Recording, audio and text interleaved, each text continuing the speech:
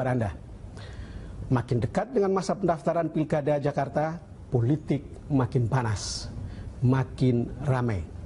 Narasumber saya ini atau kali ini termasuk orang atau tokoh yang tahu banyak dan bisa dikatakan sebagai orang kedua yang tahu langkah-langkah salah satu calon yang Anda semua sudah kenal, yaitu Basuki Cahayapurnama atau Ahok. Untuk itu saya hadirkan ketua tim pemenangan Ahok, yaitu Nusron Wahid. Mas Nusron, terima kasih sudah datang ke DBS To The Point. Sama-sama. Sebelum kita berbincang dengan Mas Nusron, kita ikuti paket berikut. Bukan Basuki Cahayapurnama orangnya jika tidak menjadi bintang berita atau newsmaker. Senin 22 Agustus 2016, Ahok hadir di Mahkamah Konstitusi. Gubernur DKI Jakarta ini melakukan uji materi pasal mengenai kewajiban petahana cuti saat kampanye pilkada. Ahok meminta agar pasal ini diubah, tak lagi menjadi kewajiban, melainkan hak. Sepak terjang Ahok selalu merebut perhatian, termasuk ketika dia dengan tiba-tiba mendatangi kantor DPP PD Perjuangan di Jalan Diponegoro, Jakarta, 17 Agustus lalu. Manuver politik Ahok diprediksi mencairkan hubungannya dengan PDI Perjuangan. Parpol yang dipimpin Megawati Soekarno Putri ini tahun 2012 silam pernah mengusung Jokowi Ahok dan menang Pilkada Jakarta. Ahok sudah disokong 3 parpol, yaitu Nasdem, Hanura, dan Golkar. Dengan 3 pilar itu, Ahok sebenarnya bisa melenggang maju Pilkada 2017. Namun, faktor PD Perjuangan tak boleh diabaikan, karena merupakan penguasa Jakarta dengan masa yang loyal. 3 partai dan tim pemenangan Ahok punya tugas tidak ringan agar perkawinan Ahok PD Perjuangan berlangsung mulus.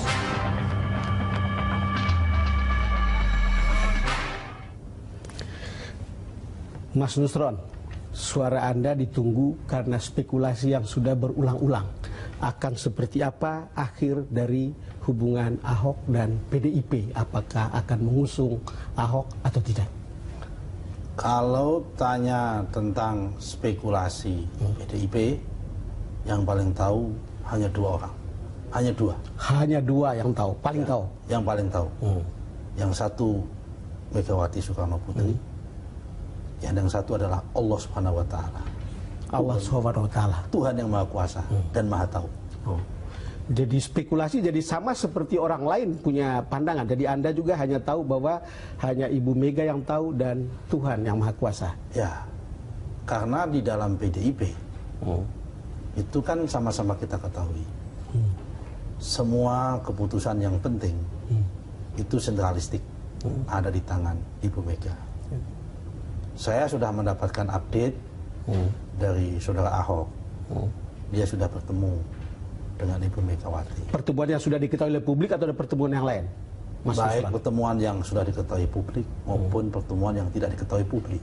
Oh, ada yang tidak diketahui oleh publik. Ada juga yang tidak diketahui publik. Oke. Apa laporan Ahok? Menurut Ahok positif. Suasana juga cair dan Ibu Megawati juga konstruktif. Akan memberikan dukungan kepada Ahok. Tapi ini politik. Ini politik. Tapinya itu, ini Ya, politik. Ini politik. Nah, kenapa Anda harus mengatakan tapi ini politik? Bu Mega itu politisi atau tokoh partai yang menggunakan mata hati. Dia wanita. Dia tidak terpengaruh dengan basis argumentasi apapun, termasuk survei, termasuk aspirasi masyarakat dan sebagainya. Tapi kalau sudah berpegang teguh, suka, dia pegang. Oke. Kalau tidak suka, ya susah. Seperti yang sudah kita Jadi tahu. itu hitam putih pada akhirnya. Hitam putih pada Oke. akhirnya.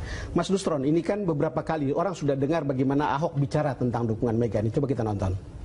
PDIP, saya sudah sampaikan, kamu tanya sama Mas Hasto, ini partai bukan saya.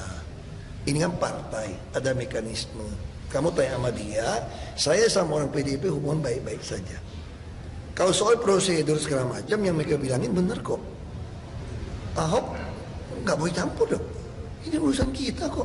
Lu mau baik sama Bu Mega, baik aja Bu Mega. Tapi lu jangan campur-campur urusan kita. Bener.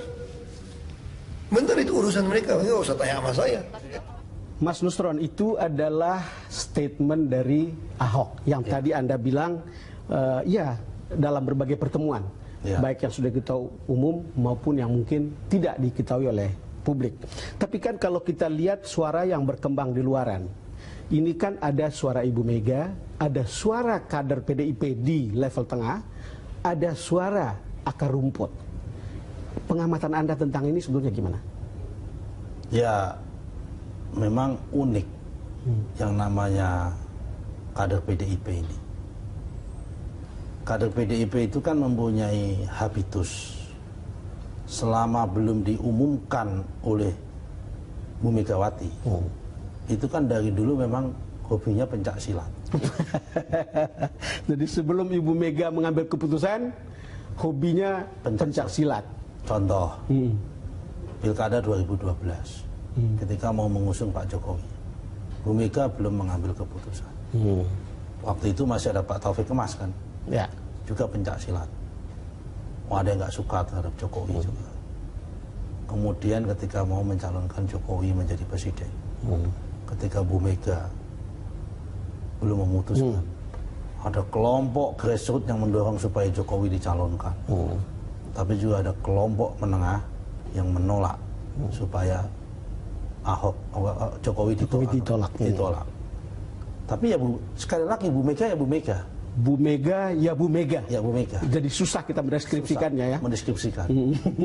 Bu Mega saya ketahui dia selalu bicara dengan mata hati. Tidak mata survei, tidak mata rekayasa media, tidak juga dengan mata rekayasa aspirasi dari grassroots. Kalau di level grassroots, saya yakin berdasarkan survei maupun berdasarkan faktual, mayoritas PDIP hampir 80% pasti menghendaki Ahok. Mas Nusron, ya ini kan sudah ada gerakan-gerakan yang tampak berubah dari sebelumnya. Tadi kan Anda sudah mengatakan ada pertemuan antara Ibu Mega dan Ahok, baik yang diketahui umum maupun yang tidak diketahui. Lalu terakhir ada pertemuan di mana Ahok Jarot ke DPP PDIP di Jalan Diponegoro. Ya. Nah ini kan dua perkembangan yang signifikan yang memperlihatkan perubahan sikap Ahok yang dulu bilang saya tidak mau ikut, tidak mau dicalonkan oleh partai, dan sekarang justru datang ke sana untuk meminta dukungan partai. Ahok ini menurut saya posisinya sudah di atas angin. Pertama dia maju sebagai independen. Ketika dia maju sebagai independen, gerakan anak-anak muda di teman Ahok mampu membuka mata. Kesadaran 3 partai, yaitu Nasdem, Hanura dan Golkar. Tapi persisnya ke PDIP itu minta Jarot untuk mendampingi atau minta dukungan partai? Sebetulnya kan Anda kan ketua tim sukses, mesti tahu. Sebetulnya tidak dua-duanya. Tidak dua-duanya? Tidak dua-duanya. Ahok datang ke PDIP, kapasitasnya dia sebagai calon gubernur, dia juga akan datang ke semua partai kita suruh. Dalam kapasitas dia sebagai calon gubernur, saya sudah memutuskan lewat jalur partai politik, dan ada 3 partai politik yang mendukung saya, yaitu adalah Nasdem, ada Hanura dan Golkar. Kemudian bertanya PDIP bagaimana? Oh gitu. Nah, ini sesuai dengan skenario yang kita bangun. Kalau PDIP mau ikut, welcome, alhamdulillah, akan menambah energi besar bagi teman-teman di tim. Tapi in case kemudian PDIP mempunyai keputusan politik yang lain, nah sebagai tim dan Ahok pun sudah siap dan prepare. Apa yang akan kemungkinan terjadi? Apapun yang diputuskan PDIP, kita akan hormati dan akan kita apresiasi. Tidak hanya dengan PDIP, Pak Don, partai manapun akan kita hormati. Kita break dulu Mas Nusron. Pemirsa, kami akan segera kembali. Ini banyak begitu ya yang disasar, dan kemudian yang akan dirugikan juga banyak. Salah satunya kalau kita tadi bahas, selain politisi kutu loncat, kemudian juga public figure atau artis, PKB kan banyak nih, waktu 2014 kemarin dicalonkan berlatar belakang artis. Ya. Merasa dirugikan kalau ini nanti disahkan?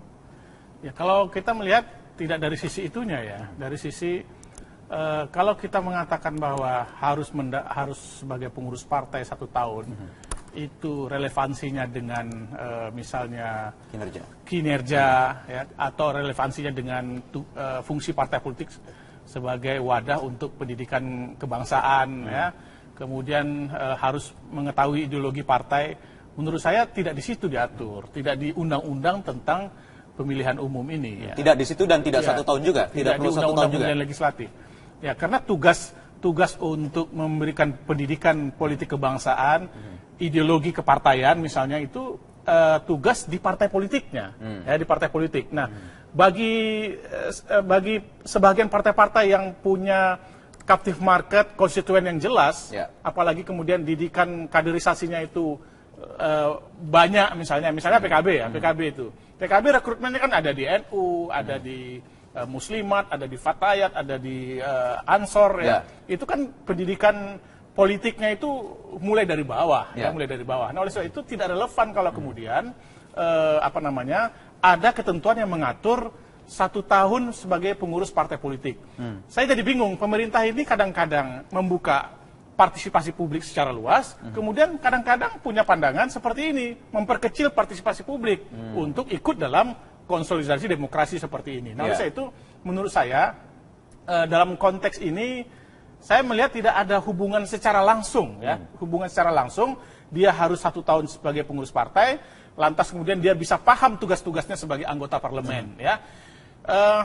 Periode 2014-2019 ini, semua anggota DPR, baik artis atau non-artis, baik dia pengurus partai atau tidak pengurus partai, 1 bulan dia mengalami pendidikan politik di Lemhanas. 1 bulan di Lemhanas, okay. Sebelum kita dilantik sebagai anggota DPR. Kemudian 2 minggu MPR mengadakan TOT 4 pilar kebangsaan.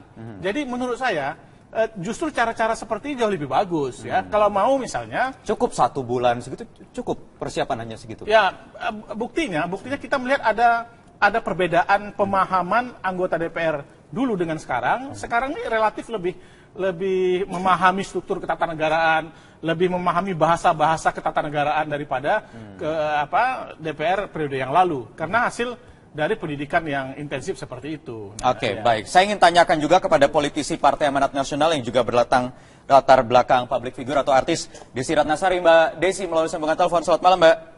Iya, selamat malam, Mas.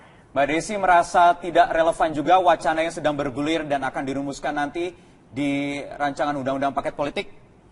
Kalau saya melihatnya dari sisi apapun persyaratan yang akan disahkan di dalam rancangan undang-undang ini, boleh-boleh saja asal berlaku untuk semua kalangan, semua latar belakang.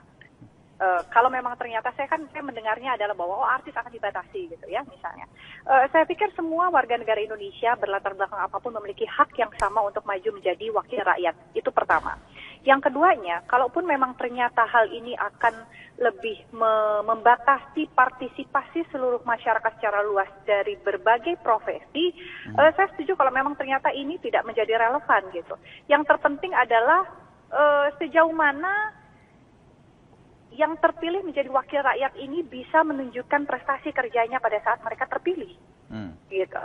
Kalau memang ternyata harus jadi 1 tahun, lalu kemudian setelah 1 tahun tidak terpilih juga tidak menjadi nggak relevan juga kalau menurut saya gitu kan. Kalau memang ternyata harus sudah terpilih, itulah yang penting. Yang penting melalui tadi dikatakan ada kita ikut Lemhanas juga, kita ikut juga TOT di MPR, itu juga yang menjadi suatu hal yang sangat penting untuk pengenalan. Akan lebih baik lagi memang kalau memang ternyata para wakil rakyat ini terlibat sebelumnya.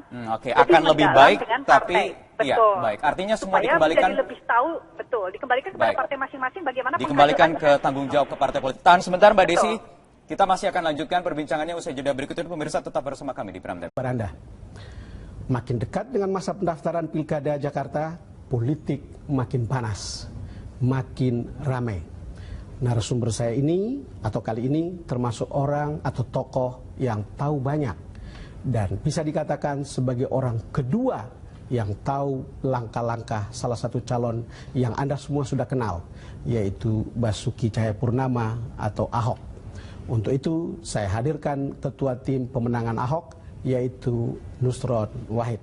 Mas Nusron, terima kasih sudah datang ke DBS To The Point. Sama-sama. Sebelum kita berbincang dengan Mas Nusron, kita ikuti paket berikut. Bukan Basuki Cahayapurnama orangnya jika tidak menjadi bintang berita atau newsmaker. Senin 22 Agustus 2016, Ahok hadir di Mahkamah Konstitusi. Gubernur DKI Jakarta ini melakukan uji materi pasal mengenai kewajiban petahana cuti saat kampanye pilkada. Ahok meminta agar pasal ini diubah, tak lagi menjadi kewajiban, melainkan hak. Sepak terjang Ahok selalu merebut perhatian, termasuk ketika dia dengan tiba-tiba mendatangi kantor DPP PD Perjuangan di Jalan Diponegoro, Jakarta, 17 Agustus lalu. Manuver politik Ahok diprediksi mencairkan hubungannya dengan PDI Perjuangan. Parpol yang dipimpin Megawati Soekarno Putri ini tahun 2012 silam pernah mengusung Jokowi Ahok dan menang Pilkada Jakarta. Ahok sudah disokong 3 parpol, yaitu Nasdem, Hanura, dan Golkar. Dengan 3 pilar itu, Ahok sebenarnya bisa melenggang maju Pilkada 2017. Namun, faktor PD Perjuangan tak boleh diabaikan, karena merupakan penguasa Jakarta dengan masa yang loyal. 3 partai dan tim pemenangan Ahok punya tugas tidak ringan agar perkawinan Ahok PD Perjuangan berlangsung mulus.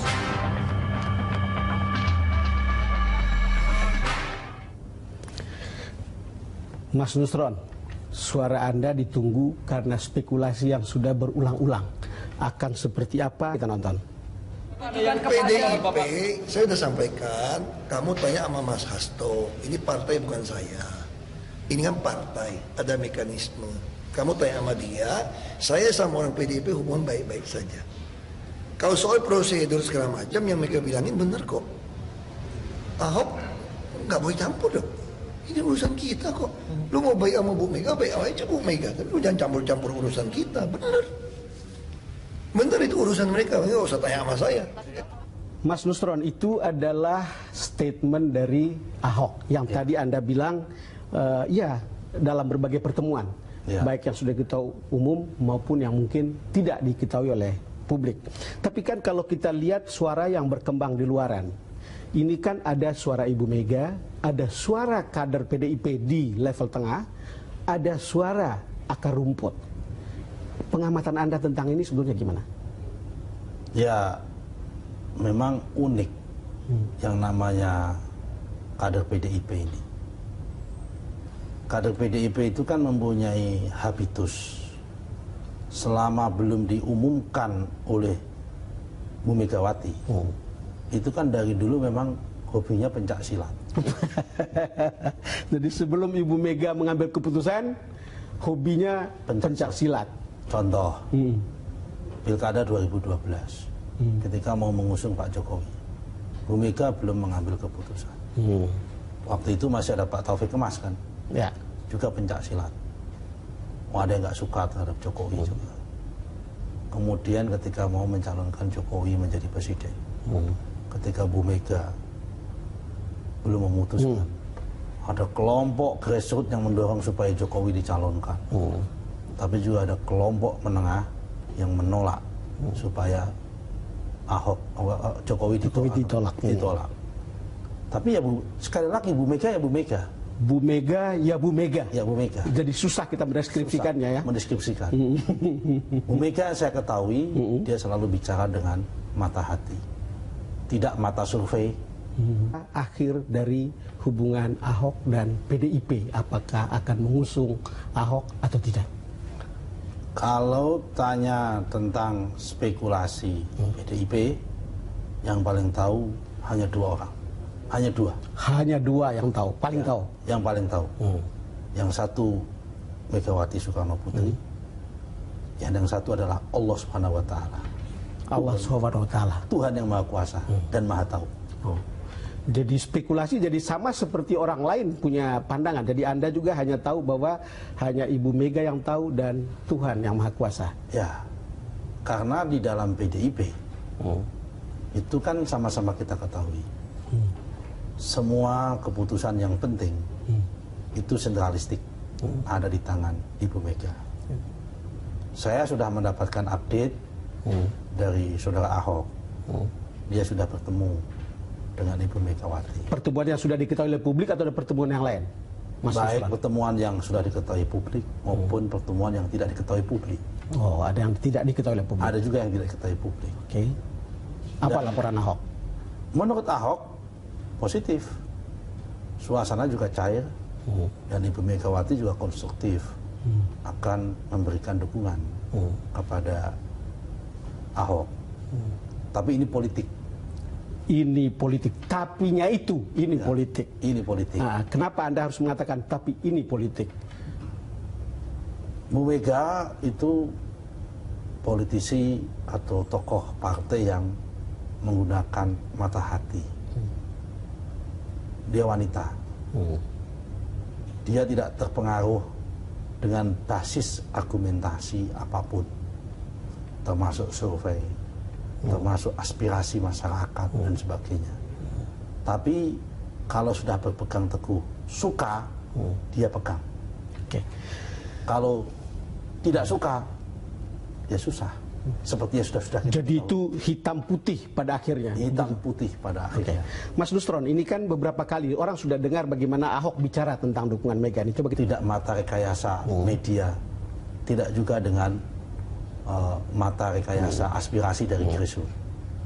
Kalau di level grassroots, saya yakin berdasarkan survei maupun berdasarkan faktual, mayoritas PDIP hampir 80% pasti menghendaki Ahok. Mas Nusron, ya ini kan sudah ada gerakan-gerakan yang tampak berubah dari sebelumnya. Tadi kan Anda sudah mengatakan ada pertemuan antara Ibu Mega dan Ahok, baik yang diketahui umum maupun yang tidak diketahui. Lalu terakhir ada pertemuan di mana Ahok Jarot ke DPP PDIP di Jalan Diponegoro. Ya. Nah, ini kan dua perkembangan yang signifikan yang memperlihatkan perubahan sikap Ahok yang dulu bilang saya tidak mau ikut, tidak mau dicalonkan oleh partai, dan sekarang justru datang ke sana untuk meminta dukungan partai. Ahok ini menurut saya posisinya sudah di atas angin. Pertama, dia maju sebagai independen. Ketika dia maju sebagai independen, gerakan anak-anak muda di teman Ahok mampu membuka mata. Kesadaran tiga partai, yaitu Nasdem, Hanura, dan Golkar. Tapi persisnya ke PDIP itu minta Jarot untuk mendampingi atau minta dukungan partai? Sebetulnya kan Anda kan ketua tim sukses, mesti tahu. Sebetulnya tidak dua-duanya. Tidak dua-duanya. Tidak dua-duanya. Ahok datang ke PDIP, kapasitasnya dia sebagai calon gubernur, dia juga akan datang ke semua partai kita suruh. Dalam kapasitas dia sebagai calon gubernur, saya sudah memutuskan lewat jalur partai politik, dan ada 3 partai politik yang mendukung saya, yaitu adalah Nasdem, ada Hanura dan Golkar. Kemudian bertanya PDIP bagaimana? Oh gitu. Nah, ini sesuai dengan skenario yang kita bangun. Kalau PDIP mau ikut, welcome, alhamdulillah, akan menambah energi besar bagi teman-teman di tim. Tapi in case kemudian PDIP mempunyai keputusan politik yang lain, nah, sebagai tim dan Ahok pun sudah siap dan prepare. Apa yang akan kemungkinan terjadi? Apapun yang diputuskan PDIP, kita akan hormati dan akan kita apresiasi. Tidak hanya dengan PDIP, Pak Don, partai manapun akan kita hormati. Kita break dulu, Mas Nusron. Pemirsa, kami akan segera kembali.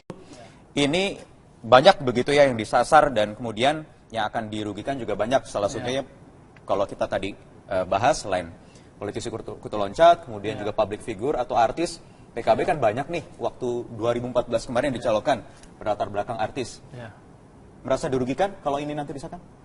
Ya, kalau kita melihat tidak dari sisi itunya ya, dari sisi kalau kita mengatakan bahwa harus sebagai pengurus partai 1 tahun, itu relevansinya dengan misalnya kinerja ya, atau relevansinya dengan fungsi partai politik, sebagai wadah untuk pendidikan kebangsaan, ya. Kemudian harus mengetahui ideologi partai. Menurut saya tidak di situ diatur, tidak di undang-undang tentang pemilihan umum ini. Ya. Tidak di situ dan tidak 1 tahun juga, tidak perlu 1 tahun undang-undang juga. pemilihan legislatif. Ya, karena tugas untuk memberikan pendidikan politik kebangsaan, ideologi kepartaian misalnya itu tugas di partai politiknya, ya, di partai politik. Nah, bagi sebagian partai-partai yang punya captive market, konstituen yang jelas, apalagi kemudian didikan kaderisasinya itu banyak, misalnya PKB ya, PKB rekrutmennya kan ada di NU, ada di Muslimat, ada di Fatayat, ada di Ansor, ya. Itu kan pendidikan politiknya itu mulai dari bawah, ya, mulai dari bawah. Nah, oleh sebab itu tidak relevan kalau kemudian ada ketentuan yang mengatur 1 tahun sebagai pengurus partai politik. Saya jadi bingung, pemerintah ini kadang-kadang membuka partisipasi publik secara luas, kemudian kadang-kadang punya pandangan seperti ini, memperkecil partisipasi publik untuk ikut dalam